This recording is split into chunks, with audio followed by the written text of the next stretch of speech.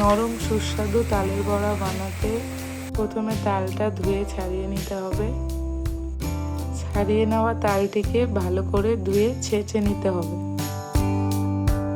তালের আঁশ যাতে না থাকে তাই জন্য তালটিকে ছেঁকে নিলাম। একটা নারকেল ভেঙে কুড়িয়ে নিলাম। বাকি উপকরণ ভুতুর মুখে শোনা যায়। তাল দিল, তারপরে আবার ময়দা দিচ্ছে, চালের গুঁড়ো দিচ্ছে, সুজি দিচ্ছে, চিনি দিচ্ছে, কলা দিচ্ছে। এইবার ভালো করে মেখে নিলাম। ব্যাটারটা রেডি। এবার বড়া ভেজে নেওয়ার পালা।